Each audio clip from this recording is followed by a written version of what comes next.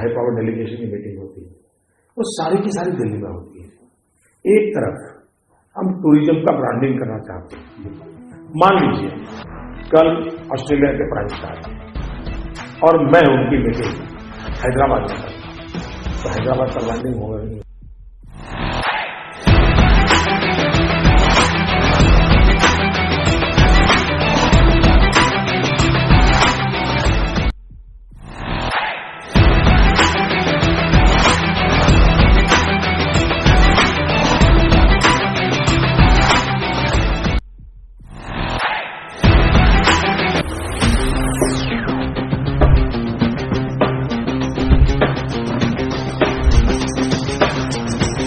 Total आबादी इस समय लगभग 70,000 है, जिसमें 96% आबादी इस्लाम धर्म को मानने वाली है। यहाँ की साक्षरता 92% है। लक्षद्वीप भारत के दक्षिण पश्चिमी तट से 200 से 440 किलोमीटर दूर लक्षद्वीप सागर में स्थित एक द्वीप समूह है। यह द्वीप समूह भारत का सबसे छोटा केंद्र शासित प्रदेश है और इसका कुल सतही क्षेत्रफल सिर्फ 32 वर्ग किलोमीटर है। लक्षद्वीप 36 द्वीपों का समूह है। अपने खूबसूरत समुद्र तटों और हरे भरे लैंडस्केप के लिए जाना जाता है। मलयालम और संस्कृत में लक्षद्वीप का नाम 1 लाख द्वीप है।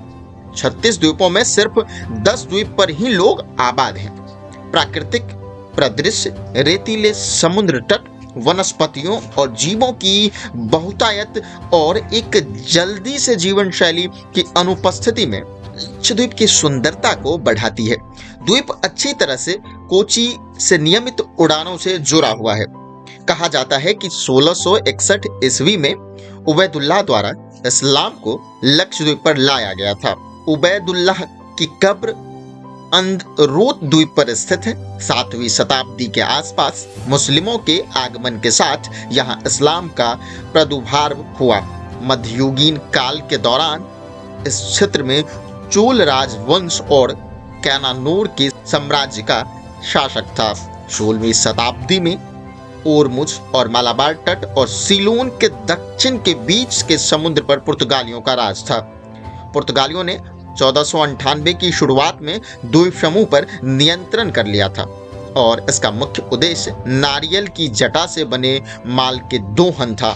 पुर्तगालियों को द्वीप से भगा दिया गया।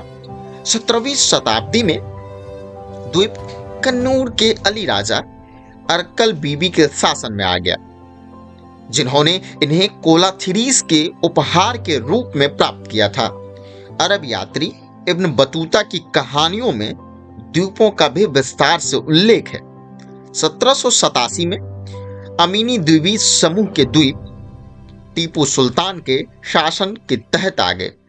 तीसरे आंग्ल मैसूर युद्ध के बाद यह ब्रिटिश नियंत्रण में चले गए थे। अभी हाल ही में प्रधानमंत्री के लक्षद्वीप दौरे के बाद से लक्षद्वीप चर्चा में आ गया।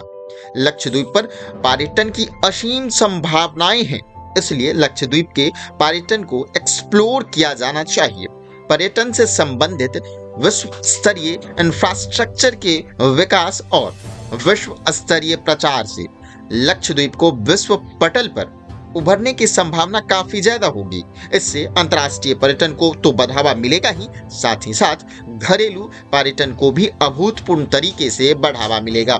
पर्यटन बढ़ाने से देश को फायदा तो होगा ही, साथ ही साथ स्थानीय रोजगार को भी बढ़ावा मिलेगा। इससे लक्षद्वीप की अर्थव्यवस्था मजबूत होगी और स्थानीय लोगों के साथ साथ देश की समृद्धि में भी इसका बेहतर योगदान बढ़ेगा।